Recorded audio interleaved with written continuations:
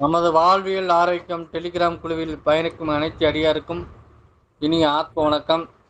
சிறப்பு விருந்தாக வந்திருக்கும் முனைவர் திரு பாலமுருகன் ஐயா அவர்கள் நம்ம குழுவின் சார்பாக வருக வருக என அன்பு வரவேற்கிறேன். இன்றைய வகுப்பு அச்சய திருதி மேலூரிலிருந்து. நன்றியா, ஸ்டார்ட் பண்ணுங்க. ஐந்து கரத்தனை யானை முகத்தனை இந்தி நிலம்பிரை போலுமெயிற்றனை நந்தி மகந்தனை ஞான கொழுந்தினை புந்தியில் வைத்தடி போற்றுகின்றனனே. உலகெல்லாம் உணர்ந்தோதற்கரியவன் நிலவுலாவிய நீர்மலி மேனியன் அலையில் சோதியாய் அம்பலத்து ஆடுவான் மல சிலம்படியை வாழ்த்தி வணங்குதும். எல்லாம் அல்ல இறைவனுடைய திருவருளின் காரணமாக இந்த வாழ்வியல் நெறியல் என்று சொல்லப்படக்கூடிய இந்த குழுமத்திலே பயணித்துக் கொண்டிருக்கக்கூடிய ஆத்மநேய அன்பர்கள் அனைவருக்கும் முதற்கண் என்னுடைய பணிவான வணக்கங்களை தெரிவித்துக் கொள்கிறேன். இன்றைக்கு அச்சய திருதியை. இந்த அச்சய திருதியை அன்றைக்கு எல்லாரும் போய் தங்கம் வாங்கியிருப்பீங்க, இல்லாட்டாலும் நகைக்கடையில கடனை வாங்கியாச்சு நகையை வாங்கியிருப்பீங்க. ஆனா நம்முடைய அன்பர்கள் அப்படி வாங்கினீங்களாங்கிறது எனக்கு தெரியாது.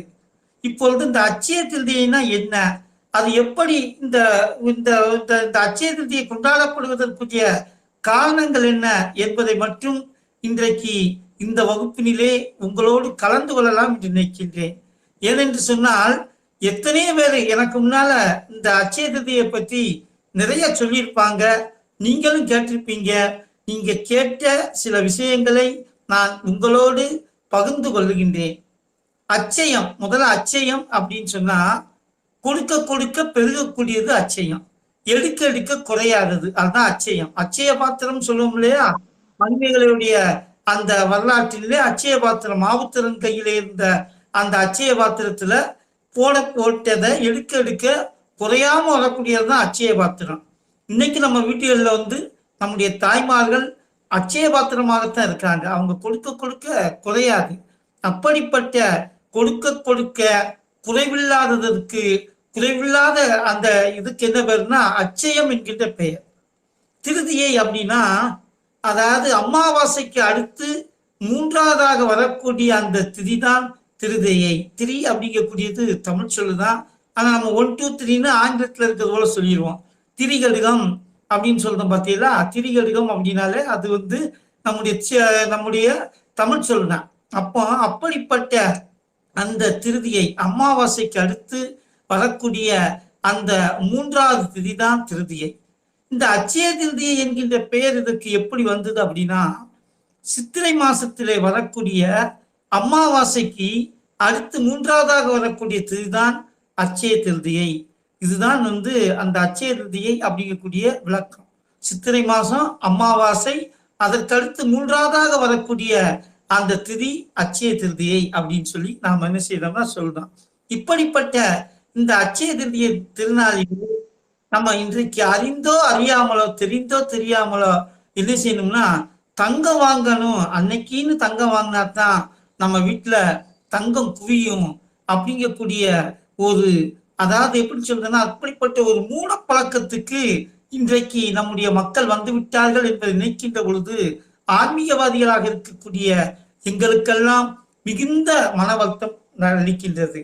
தங்கம் வாங்க நல்ல செயல்தான், ஆனா கடன் வாங்கி தங்கம் வாங்காதீங்க. கடன் வாங்கி தங்கம் வாங்கினீங்கன்னா உங்க வீட்டுல கடன் தான் பெருகுமே தவிர தங்கம் பெருகாது. எனவே என்றைக்குமே நாம கடன் வாங்காமல் வாழக்கூடிய ஒரு வாழ்வியல் நெறியை கடைபிடிக்க வேண்டும். நம்ம நாட்டுப்புறத்துல எல்லாம் பழமொழி சொல்லுவாங்க, கடன் வாங்கி உடம்பை தேர்த்து கடன்காரன் வந்தா முழங்கையை காட்டிப்பாங்க. அந்த சூழலுக்கு போகாமல் இன்றைய அச்சய திருதியை திருநாளிலே எல்லாம் வல்ல இறைவனை வணங்கி நம்முடைய வாழ்க்கையிலே அனைத்து செல்வங்களையும் பெற வேண்டும். நகை வாங்குவதால் மட்டும் நம்முடைய வாழ்க்கை உயர்ந்து விடாது.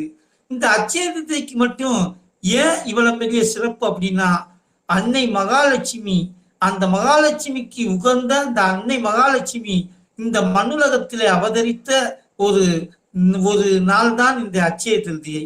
ஆனா அப்படிப்பட்ட மகாலட்சுமி தாயாருக்கு உகந்த திருதியாக இருக்கக்கூடிய இந்த அச்சய திருதியிலே நாம எப்படி இருக்க வேண்டும், நம்முடைய எப்படி வாழ்வியல் முறைகளை அமைத்துக் கொள்ள வேண்டும் என்பதை பற்றி தான் இன்றைக்கு நான் சொல்ல இருக்கின்றேன். அட்சய திருதியை இதை பத்தி நம்ம நிறைய பார்த்துட்டோம். ஆனா இந்த அட்சய திருதியை எப்படி வந்தது? ஒவ்வொரு அட்சய திருதியிலையும் ஏதோ ஒரு மிகப்பெரிய சம்பவங்கள் நடந்திருக்கின்றது. பகீரத மன்னன், அவனுடைய முன்னோர்கள் பகீரத சக்கரவர்த்தி, அதாவது ராமாயணத்திலே அந்த முந்தைய தலைமுறையில வரக்கூடிய அந்த பகீரத மகாராஜா, அவர் என்ன செய்தார்னா கங்கை ஆற்றை இந்த பூமிக்கு கொண்டு வந்தாரு. அவருடைய முன்னோர்கள் எல்லாம் ஒரு நாள் என்னன்னா கனவுல அந்த பகீரதன் கனவுல இந்த மாதிரி எங்களுக்கெல்லாம் எள்ளும் தண்ணி இல்லாம தண்ணி இல்லாம நாங்க இருக்கோம், எங்களுடைய ஆத்மாக்கள் சாந்தி அடைய வேண்டும் என்று சொன்னால் ஆகாயத்திலே ஓடக்கூடிய கங்கையை இந்த மண்ணுலகத்துக்கு அந்த கங்கையிலே எங்கள் சாம்பல் கரைகின்ற பொழுதுதான் எங்களுடைய ஆன்மாவானது புனிதம் பெறும், ஈடுபேர் அடையும் என்று சொல்லுகிறார்கள். அப்படி சொன்ன உடனே அந்த முன்னோர்களுடைய சாபத்தை தீர்க்க வேண்டும், முன்னோர்களுடைய ஆன்மாவுக்கு மோட்சத்தை தர வேண்டும் என்பதற்காக பகீரத மகாராஜா என்ன செய்தார்னா ஒற்றை காலில் இருந்து சிவபெருமானை நினைத்து தவம் செய்கின்றார். அப்படி தவம் செய்வதன் விளைவாக அவருடைய தவத்தை பார்த்து மெச்சி அந்த தவத்துக்கு இறங்கிய என் பெருமானாக இருக்கக்கூடிய சிவபெருமான் தன்னுடைய தலையில இருக்கக்கூடிய அந்த கங்கை ஆகாய கங்கையாக அங்கே மேலுலகத்திலே ஓடிக்கொண்டிருந்த அந்த ஆகாய கங்கை பூமிக்கு வந்தது. அந்த பூமிக்கு வந்த நாள் ஒரு அட்சய திருதியை தான். அந்த கங்கையின் வெள்ளத்தை அடக்குவதற்காகத்தான் சிவபெருமான் தன்னுடைய திருமுடியிலே அந்த கங்கையை தாங்கி கொண்டார். எனவே பகீரத மன்னனுடைய தவத்துக்கு இறங்கி அந்த கங்கையானது இந்த மண்ணுலகத்திலே ஓடி வந்ததும் ஒரு அட்சய திருதியை நாள் என்பதை மறந்துவிடக்கூடாது. அதே போல இன்னைக்கு செல்வம் எல்லாருமே என்ன செய்வோம்னா குபேர யோகம் வரணும்னு நினைக்கும். நம்மளும் குபேரனை போல இருக்கக்கூடாதா அப்படின்னு சொல்லி நினைக்கும். அந்த குபேரன் என்று சொன்னால் பெரிய பணக்காரன், அவனுக்கு பெரிய குபேரன் சொல்லுவாங்க. ஆனா அந்த குபேரன் என்று சொன்னாலே செல்வம் நிரம்பியவன் அப்படிங்கக்கூடிய ஒரு பொருள் உண்டு. அந்த குபேரனுக்கு 2 நிதி இருக்கா, ஒண்ணு சங்க நிதி, இன்னொன்னு பதும நிதி. சங்க நிதி என்று சொன்னால் சங்கு போல இருக்கக்கூடிய ஒரு பீரோல், அதாவது அப்படி சொன்னா தான் என்ன புரியும். அதனால சங்கு போல இருக்கக்கூடிய ஒரு பீரோல், அதான் சங்க நிதி. பதுமம் என்று சொன்னால் தாமரை, தாமரை பூ போல இருக்கக்கூடிய ஒரு பீரோ. சங்கத்தை அதாவது சங்கினை போல இருக்கக்கூடிய ஒரு பெட்டகமும் தாமரை போல இருக்கக்கூடிய ஒரு பெட்டகமும் அந்த குபேரனிடம் இருக்கிறது. அது நிமிர செல்வங்கள் எல்லாம் இருக்கின்றது. அந்த சங்கநிதி பதுமநிதி என்று சொல்லப்படக்கூடிய அந்த செல்வத்தை அந்த குபேரன் பெற்றது கூட ஒரு அட்சய திருதியை நாள் என்பதை நாம் மறந்து விடக்கூடாது. அப்போ தவம் செய்து இறைவனுடைய அருளை பெற்று அந்த அருளின் காரணமாக அனைத்து நன்மைகளையும் கிடைத்தது இந்த அட்சய திருதியை நாளிலே தான். அதே போலதான் நம்முடைய சிவபெருமான் பிச்சாண்டியாக ஆகின்றார் காசியிலே. காசியிலே அப்படி பிச்சாண்டியாக இருந்து தன்னுடைய அந்த வினையின் காரணமாக ஆண்டவனாக இருந்தாலும் கூட வினைப்பயனை அனுபவித்தே தீர வேண்டும். எனவேதான் நாம் என்ன செய்யணும்னா நல்ல வினைகளை நல்ல செயல்களை செய்யணும். அதாவது நல்லது செய்ய முடியாட்டாலும் பரவாயில்ல, பிறருக்கு இடைஞ்சல் செய்யாமையாவது இருக்கணும். அப்பதான் நம்முடைய வாழ்க்கையானது மிகச்சிறந்த வாழ்க்கையாக மாறும். எனவே அதான் தான் என்ன சொல்றாங்க நம்முடைய முன்னோர்கள்லாம் என்ன செய்யறாங்கன்னா நல்லது செய்ய முடியாட்டாலும் பிரச்சனை இல்லை, ஆனா அடுத்தவர்களுக்கு தீமை செய்யாதேன்னு சொல்லுவார்கள்.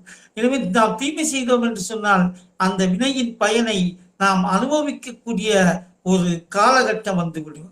எனவேதான் அந்த இறைவனுக்கும் அந்த பிரம்மாவுடைய தலையை கொய்த அந்த தோஷத்தின் காரணமாக அவர் பிச்சாண்டியாக இருந்து அந்த காசி நகர வீதியிலே எல்லாம் பிச்சை எடுத்துக் கொண்டிருக்கின்றார். அந்த நேரத்திலே அந்த அந்த பிச்சை எடுக்கக்கூடிய அந்த திருவோடானது நிரம்பவே இல்லை. அந்த நேரத்துல அன்னை பராசக்தி அன்னபூரணியாக அந்த பிச்சாண்டியாக அந்த சிவபெருமானுக்கு அந்த அன்னத்தை கொடுத்து அந்த திருவோட்டை நிரப்பியதும் கூட ஒரு அட்சய திருதியை நாள்தான். இயன்பர்களே, ஆண்டவன் எப்படிப்பட்டவனாக இருக்கின்றான் என்று சொன்னால் அடியவர்களுக்கு அருள் செய்யக்கூடியவனாக இருக்கின்றான். காசியிலே ஒரு செருப்பு தைக்கக்கூடிய தொழிலாளி, அது மட்டும் கிடையாது, அவர் மிகப்பெரிய தொழுநோயாளியும் கூட. அப்போ அந்த தொழுநோய் பிடித்தவர் என்ன செய்வாரா, அங்கங்க எங்கேயாச்சும் இறந்து கொண்டு சாப்பாடு வச்சிருப்பாராம். அது ஏதோ முடிஞ்ச மட்டுக்கு சாப்பிட்டுட்டு கொஞ்சத்தை அங்க பக்கத்துல இருக்கக்கூடிய ஒரு நாய்க்கும் போட்டு வருவாராம். தன்னுடைய பசி நீங்கிய உடனே இன்னொரு உயிருக்கு கொடுக்கக்கூடிய ஒரு மனநிலையில் அவர் இருந்திருக்காரு. ஆனா இப்படி வாழ்ந்து கொண்டிருந்தக்கூடிய அந்த காலகட்டத்திலே ஒரு நாள் ஒரு ஏழ்மையான நிலைமையில இருக்கக்கூடிய ஒரு பிச்சைக்காரன் வந்து, ஐயா எனக்கு ஏதாச்சும் சாப்பாடு தருவீங்களான்னு கேட்டா போலயா. அப்ப அவர் சொன்னாரா, என்கிட்ட நானே தொழுநோயாளி, கையில இருந்து சாதம் தள்ளினால் இந்த சதையெல்லாம் அந்த உணவுல ஒழுகும். அப்படிப்பட்ட தொழுநோயாளி என்கிட்ட வந்து சாப்பாடு வைக்கீங்களையா, என்கிட்ட இருக்கிறதே இதுதானையா அப்படின்னு சொல்லி சொன்னாராம். சொன்னதுக்கு அவர் சொன்னாரா அந்த வந்த பிச்சைக்காரர், இல்லை இல்லை உன்கிட்ட தான் சாப்பிடணும், எனக்கு பசி தீர்க்கவில்லை அப்படின்னு சொன்ன உடனே அவர் சொன்னார் அந்த செருப்பு தைக்கக்கூடிய தொழிலாளி சொன்னா போலயா, என்கிட்ட வந்து உணவு சாப்பிடணும் அப்படின்னு சொல்லி நினைத்தால் அது இறைவன் தான், அந்த காசி விஸ்வநாதர் தான் வந்து என்கிட்ட உணவு சாப்பிட வருவாரு அப்படிங்கிற நம்பிக்கையில கொடுத்தாராம். அப்போ காசி விஸ்வநாதர் அந்த இறைவனாக காட்சி தந்து அந்த தொழுநோயாளிடம், தொழுநோயாளியாக இருக்கக்கூடிய நீயும் என்னுடைய அடியவன் தான், எனவே உனக்கு அருள் செய்வதற்காகத்தான் நான் இப்படி ஒரு சூழலிலே நான் வந்தேன் என்று சொன்னாராம். அப்போ இறைவனுக்கு உயர்ந்தோர் தாழ்ந்தோர் நோயாளி மற்றவர்கள் என்கின்ற வேறுபாடு கிடையாது. அனைவரும் இறைவனுக்கு ஒன்று என்கின்ற எண்ணத்தை நாம் வளர்த்து கொள்ள வேண்டும். அப்படி இறைவனுக்கு அப்படிப்பட்ட அந்த சிவபெருமானுக்கே அன்னத்தை வாரி வழங்கிய அன்னை பராசக்தி அன்னபூரணியாக இருந்து உணவினை தந்தது கூட ஒரு அட்சய திருதியை நாள் என்பதை நாம் மறந்து விடக்கூடாது. அதே போல பாண்டவர்கள் வனவாசம் போகிறார்கள். அதாவது அரக்கு மாளிகையில தங்கியிருக்கின்ற பொழுது அந்த அரக்கு மாளிகையிலே நெருப்பினை வைத்து அவர்களை எரிக்க முற்பட்டார்கள். அந்த நெருப்பு நிலை இருந்து பாண்டவர்கள் தப்பி வருகிறார்கள். தப்பி வந்து யாருக்கும் தெரியாமல் ஒரு கிராமத்திலே இருக்கிறார்கள். அப்பொழுது அந்த கிராமத்திலே இருக்கக்கூடிய அந்த காலகட்டத்திலே பகாசுரன் என்று சொல்லப்படக்கூடிய ஒரு அசுரன் பீமனால் கொல்லப்படுகின்றான்.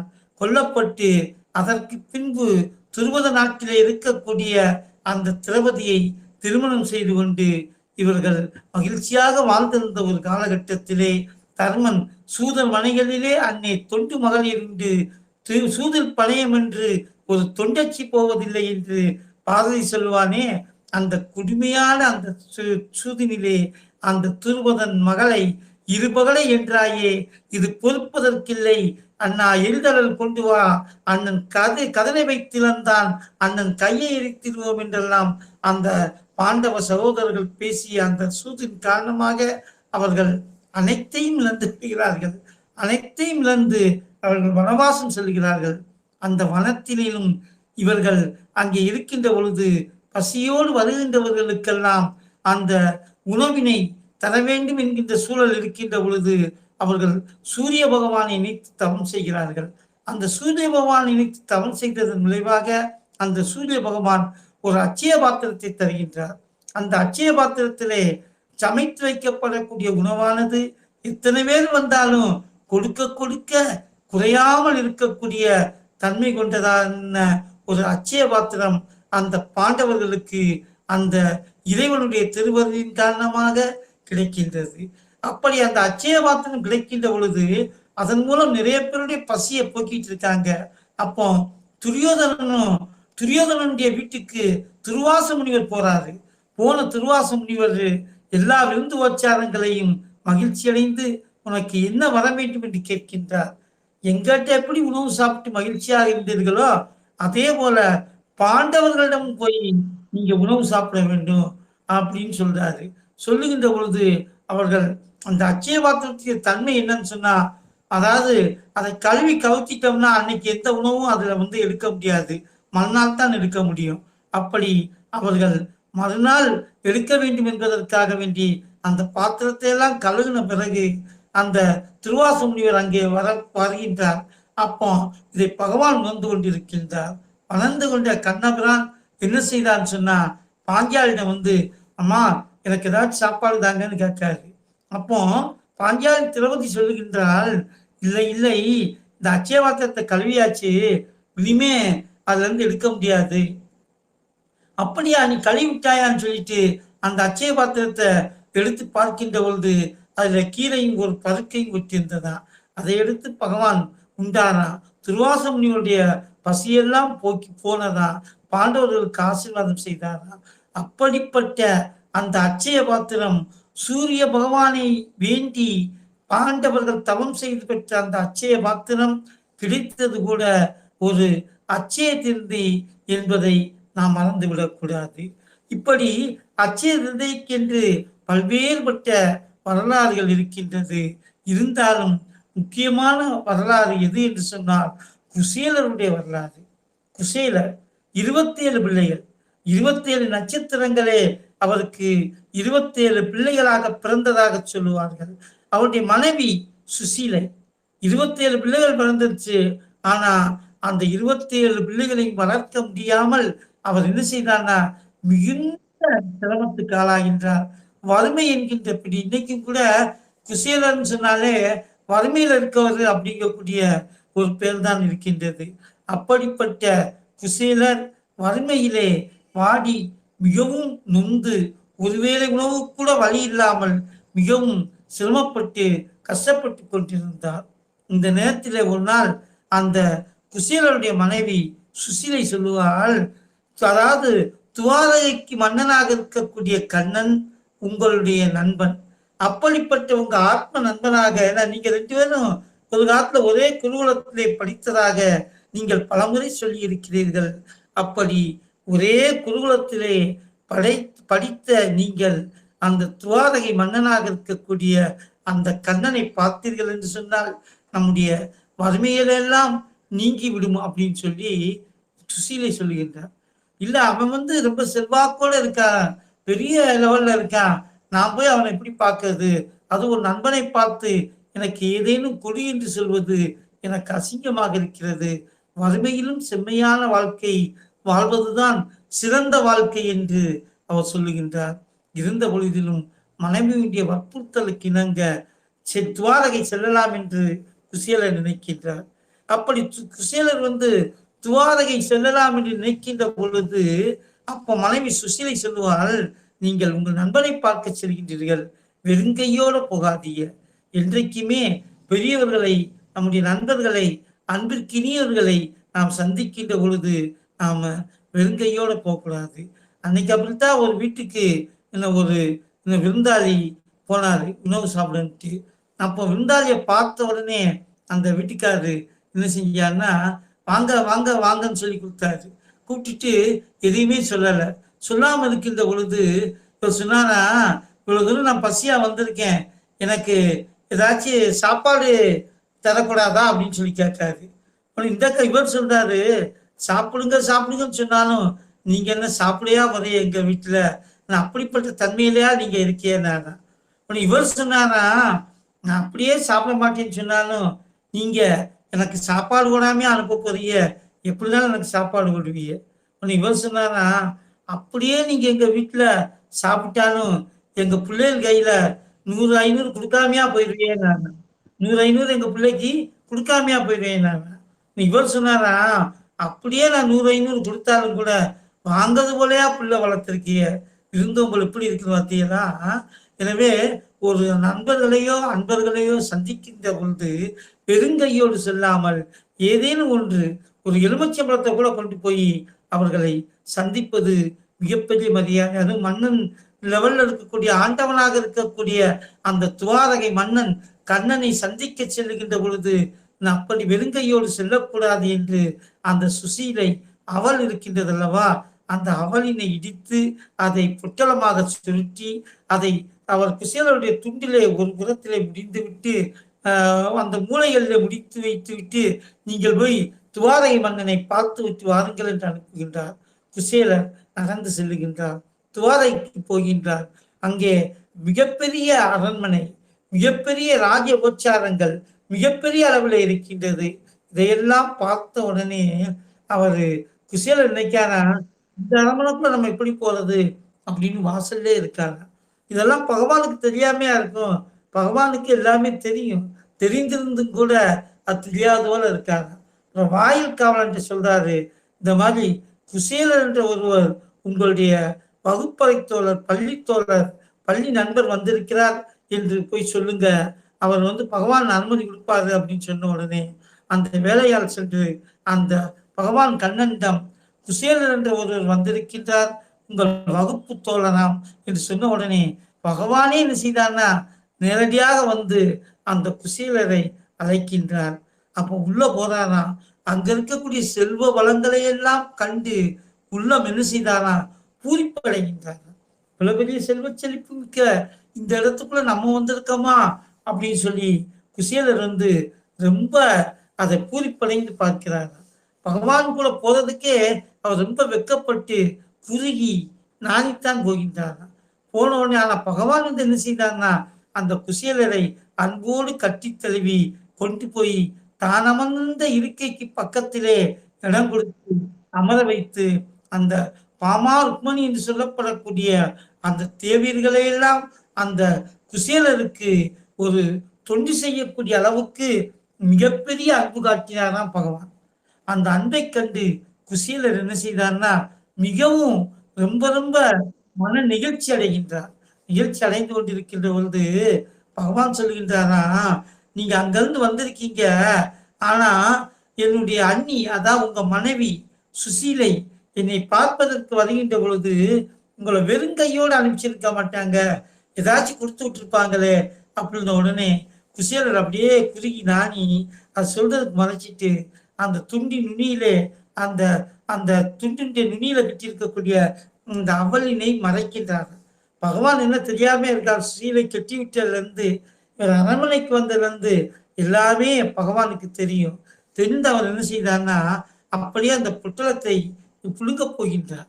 குசேலர் வெக்கப்பட்டுட்டு இந்த அவளையா பகவானுக்கு கொடுக்கிறது அப்படின்னு மறைச்சு வைக்காது. ஒரு வழியாக பகவான் அந்த பொட்டலத்தை அவுத்து அதில் இருக்கக்கூடிய அவளினை எடுத்து ஒரு அச்சையா என்று சொல்லி ஒரு வாய் போன்றாரு.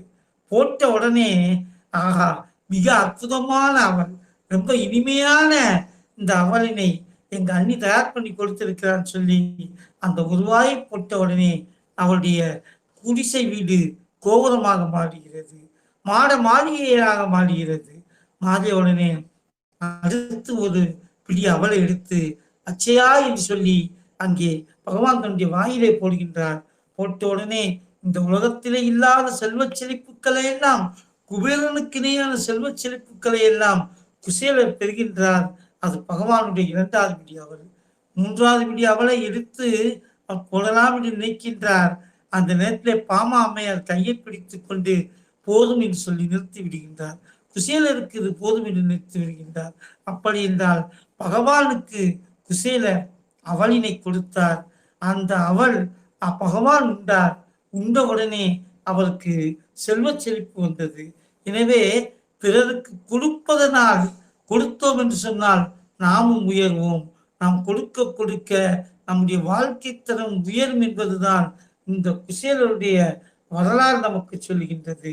பகவானிடம் குசேலர் பகவானை சந்தித்து அந்த அவளினை கொடுத்து அந்த அவளினை பகவான் எடுத்து வாயிலை போட்டதும் ஒரு அச்சய திருதி நாள் என்பதை நம்முடைய மெய்யன்பர்கள் மறந்துவிடக்கூடாது.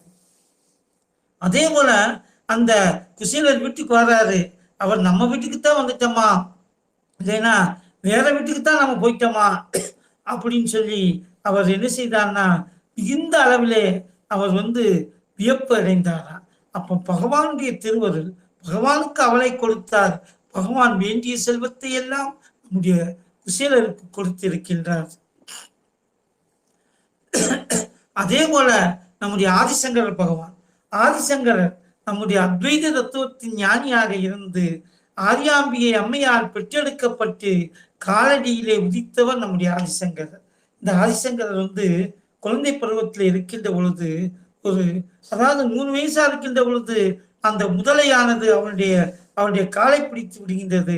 அம்மா முதலை என்னுடைய காலை பிடித்து விட்டது என்று ஆதிசங்கர் சொல்லுகின்ற பொழுது அம்மாவிடம் சொன்னாரா, நான் இந்த உலகத்துக்காக வாழக்கூடிய பிள்ளையாக இருந்தால் அந்த முதலை என்னை விட்டுவிடும், உன்னுடைய மகனாக இருந்தால் அந்த முதலை என்னை விழுங்கிவிடும் என்று கேட்கின்ற பொழுது அந்த தாய் இந்த உலகத்துக்காக அந்த ஆதிசங்கரை தந்தார்.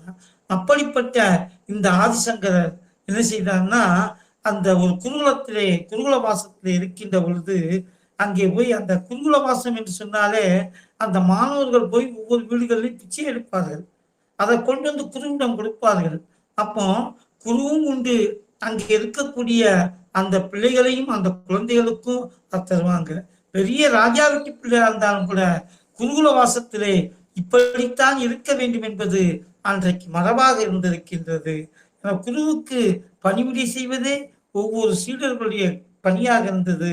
அதன் மூலம் மிகச்சிறந்த கல்வியினை அந்த குருமார்கள் மூலம் அந்த சீடர்கள் பெற்றிருக்கிறார்கள். அதே ஒரு குருகுல வாசத்திலே ஆதிசங்கர பகவான் இருக்கின்ற பொழுது ஒரு வீட்டிலே போய் பிச்சை கேட்கின்றார். பிச்சை தர வேண்டும் அம்மா என்று கேட்கின்றார். அந்த பெண்மணியோ அழுகின்றாள். அழுது கொண்டு வீட்டிலே ஓடுகின்றாள். என்றைக்கோ வாங்கிய ஒரு காய்ந்த நெல்லிக்கனி அவனுடைய வீட்டிலே இருக்கின்றது. அதை கொண்டு வந்து குருகுலத்திலிருந்து வந்த பிள்ளைக்கு எதுவுமே நம்மால் செய்ய முடியவில்லையே என்று அந்த வாடிய நெல்லிக்கனியை கொடுத்து அவள் முகம் வாடுகின்றாள். உங்களுக்கு கொடுப்பதற்கு எதுவுமே இல்லை, நானும் உணவு உண்டு பல நாட்கள் ஆகிவிட்டது, என்னிடம் இருப்பது இந்த காய்ந்த நெல்லிக்கனிதான், இந்த வாடிய நெல்லிக்கனிதான் என்று அவள் முகம் வாடினாள். அதை பார்த்த உடனே, அதாவது கொடுப்பதற்கு எதுவுமே இல்லாவிட்டாலும் தன்னிடம் எது இருக்கின்றதோ அதை கொடுத்திருக்கின்றாலே, இவளுடைய வாழ்க்கை செம்மை பெற வேண்டும், செழுமை பெற வேண்டும் என்பதற்காக வேண்டி நம்முடைய ஆதிசங்கரர் அந்த பெண்ணினை நினைத்து கனகதாரா ஸ்தோத்திரம் என்று சொல்லப்படக்கூடிய அந்த பொன்மலையை பாடுகின்றார். கவியரசர் கண்ணதாசன் அந்த கனகதாரா ஸ்தோத்திரத்தை பொன்மலை என்கின்ற பெயரிலே மிக அற்புதமாக தமிழிலே எழுதியிருக்கின்றார். இன்றைக்கும் நம்முடைய வீட்டிலே இருக்கக்கூடிய வறுமை நீங்க வேண்டும் என்று சொன்னால் அந்த கனகதாரா தோத்திரத்தை பாடுங்கள். அந்த கனகதாரா தோத்திரத்தை பாட முடியலனாலும் பரவாயில்லை, நமக்குத்தான் இன்னைக்கு நிறைய வாய்ப்புகள் இருக்கின்றது. நம்முடைய செல்போன்ல கூட அந்த யூடியூப் மூலமோ இது மூலமோ அந்த கனகதாரா தோத்திரத்தை கேளுங்கள், நம்முடைய வீட்டிலே ஒழிக்க செய்யுங்கள், நம்முடைய வீட்டில் இருக்கக்கூடிய வறுமையெல்லாம் போகும். அதாவது இந்த கனகதாரா தோத்திரம் என்று சொல்லப்படக்கூடிய இந்த பொன்மலையை பாடிய உடனே அந்த வீட்டினுள்ளே அப்படியே தங்க நெல்லிக்கனிகள் குவிந்ததா. இன்றல்ல நின்றல்ல, மூளை மூளையாக தங்க நெல்லிக்கனிகள் குவிந்ததா. அந்த பெண்ணே ஆச்சரியப்பட்டாளாம். அப்போ அதாவது தன்னிடம் இல்லை என்று சொல்லாமல் தன்னிடம் இருக்கக்கூடியதை கொடுத்தார். அங்கே தங்க நெல்லிக்கனிகள் அந்த இல்லத்திலே குவிந்தது. எனவே மெய்யன்பர்களே, அச்சய திருதி என்பது நாம் தங்கத்தை வாங்கி குவிப்பது மட்டும் அச்சய திருதி கிடையாது.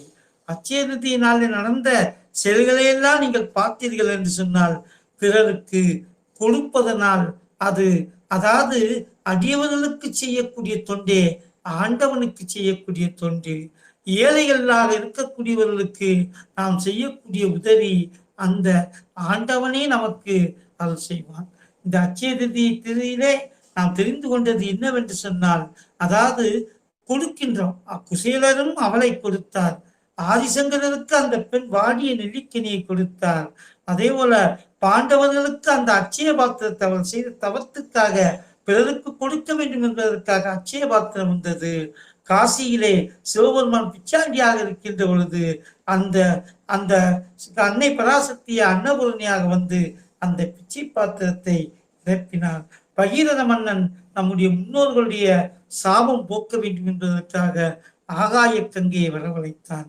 இவர்கள் செய்ததெல்லாம் தனக்காக இல்லை, பிறருக்காக, இந்த உலகத்தின் நன்மைக்காக. எனவே பிறருக்கு கொடுப்பதன் மூலம் வரக்கூடிய இன்பம் இருக்கின்றதே, அதுதான் மிகச்சிறந்த இன்பம். பிறருக்கு நாம் கொடுத்தோம் என்று சொன்னால் அதுதான் நம்முடைய வாழ்க்கையிலே புண்ணியத்தையும் செல்வத்தையும் தரும். நீங்கள் தங்கம் வாங்கினீர்கள் என்று சொன்னால் அந்த தங்கத்தை உங்கள் வீட்டு பிறவிலே பூட்டி வைப்பதற்காக இல்லை, ஏதோ இந்த அச்சய திதியிலே வாங்கினீர்கள் என்று சொன்னால் அது ஏதோ ஒரு ஏழை பெண்ணுக்குரிய மாங்கல்யம் செய்வதற்கோ எதற்காவது நீங்கள் உதவினீர்கள் என்று சொன்னால் அதுதான் உங்கள் வாழ்க்கையிலே மேலும் மேலும் செல்வத்தை பெருக்கும். இதெல்லாம் எங்களால செய்ய முடியாது அப்படின்னு சொன்னா, ஏதோ பசித்திருக்கக்கூடிய ஏதேனும் ஒரு உயிருக்கு நாம் அன்றைக்கு அந்த உயிர்களுடைய பசியை போக்கினோம் என்று சொன்னால் அதுதான் அச்சய திதியிலே நாம் செய்யக்கூடிய வழிபாடு. உயிரி என்று சொன்னால் மனிதனும் ஒரு உயிர் தான். அப்ப ஆடுகளுக்கோ மாடுகளுக்கோ காகத்துக்கோ பறவைகளுக்கோ ஏதோ ஒருவருக்கு உணவு. அப்படி ஒன்றுமே முடியவில்லை என்று சொன்னால் நாம் ஏதோ கொஞ்சம் தயிர் சாதத்தை வாங்கி கூட பசியால் துடித்துக் கொண்டிருக்கின்றவர்களுக்கு ஒருவேளை பசியை ஆற்றினோம் என்று சொன்னால் அதுதான் நம்முடைய அட்சய திருதியை, அந்த திருநாள் அட்சய திருதியை விரதத்துடைய முக்கியத்துவத்தை இந்த உலகத்துக்கு உணர்த்துவதாக இருக்கும். என்னை கொடுப்பதனால் தந்திருக்கு. நாம் எந்த அளவு கொடுக்கின்றோமோ அதை போல பல மடங்கு நமக்கு செல்வம் பெருகக்கூடிய நாள் தான் இந்த அட்சய திருதி. ஆனால் எப்படியோ கடந்த சில ஆண்டுகளாக, கடந்த சில காலங்களிலே நகைக்கடைகளிலே சென்று தங்கம் வாங்கினால்தான் அட்சய திருதி நமக்கு வீட்டிலே செல்வம் பெருகும் என்று நினைக்கின்றோம்.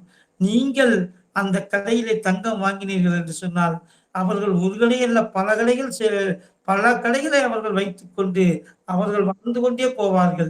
அதிலும் பார்த்தீர்கள் என்றால் அவர்கள் தங்கத்தை கொடுக்கிறார்கள், நாம் பணத்தை கொடுக்கின்றோம். ஆனால் தங்கத்தை கொடுத்தவர்கள் மேலும் மேலும் பெருகிக் கொண்டே போகிறார்கள்.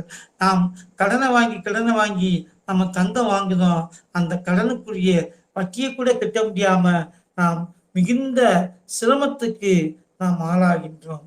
எனவே அந்த அட்சய திருதிய திதியிலே நாம் செய்ய வேண்டியது என்னவென்று சொன்னால், அதாவது மகாலட்சுமி உதித்தது அந்த பாற்கடலிலே, அந்த பாற்கடலிலே உதித்த அந்த மகாலட்சுமியின் பிறந்த வீட்டு சிதனமான அந்த கல்வுக்கும் மங்கள பொருளாக இருக்கக்கூடிய நம்முடைய மஞ்சளும் தான் அன்றைக்கு உகந்தது.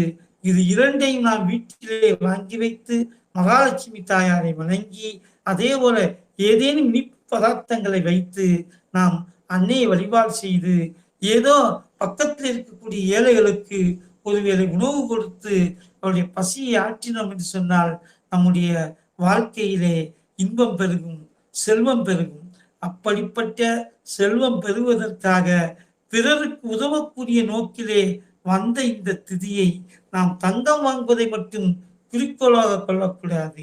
இனி வரக்கூடிய காலகட்டங்களிலே உங்களுடைய சிந்தனைகள் இதை நோக்கியதாக இருக்க வேண்டும். அப்படிப்பட்ட ஒரு மிகச்சிறந்த அந்த இந்த விரத நாளினை, இந்த வழிபாட்டு நாளினை நாம் உப்பையும் கல்லுப்பையும் அதே போல மஞ்சளையும் வைத்து ஏதோ ஒரு சின்ன கல்கல் கூட வச்சுட்டு நாம இறைவனை வழிபாடு செய்து மகாலட்சுமி தாயை வழிபாடு செய்தோம் என்று சொன்னால், பக்கத்தில் இருக்கக்கூடிய பசியை ஆற்றினோம் என்று சொன்னால் இறைவனுடைய திருவருள் நமக்கு கிடைக்கும். அப்பொழுதுதான் நம்முடைய வாழ்க்கையிலே செல்வம் பெருக்கும். அண்டினியாலத்து வாழ்வோர்க்கெல்லாம் உண்டி கொடுத்தோரே உயிர் கொடுத்தோர் என்று நம்முடைய மணிமைகளை சொல்கின்றது. வயிற்றுக்கு சோழ வேண்டும் இங்கே வாழும் மனிதருக்கெல்லாம் அதன் பிறகு பயிற்ற பல கல்வி தந்து இந்த பாதை முயற்சிகள் என்று மகாகவி பாரதி சொன்னான். எனவே இவர்களெல்லாம் சொன்னதை வைத்து பார்க்கின்ற பொழுது உலகத்திலே பசியை போக்க வேண்டும், பசித்திருக்க வேண்டும். நாம் பசித்திருந்தாலும் பிறரை பசிக்க விடாமல் பார்த்து கொள்ள வேண்டும். அப்படி பிறருக்கு கொடுத்து பிறருடைய பசியை போக்கினோம் என்று சொன்னால் அட்சய திருதியை நம்முடைய வாழ்க்கையிலே என்றென்றைக்கும் நல்ல செல்வங்களை தரும். எனவே மெய்யன்பர்களே, இந்த அட்சய திருதிய நாளிலே பிறருக்கு உதவி செய்யுங்கள், பிறருக்கு உதவி செய்து இறைவனை வழிபாடு செய்யுங்கள். உங்களுடைய வாழ்க்கையிலே எல்லா செல்வங்களும் கிடைக்கும். அத்தகைய எல்லா செல்வங்களும் நம்முடைய அன்பர்கள் அனைவருக்கும் கிடைக்க வேண்டும் என்று கேட்டுக்கொண்டு வாய்ப்பளித்த அனைவருக்கும் நன்றி கூறி விடைபெறுகின்றேன். நன்றி, வணக்கம்.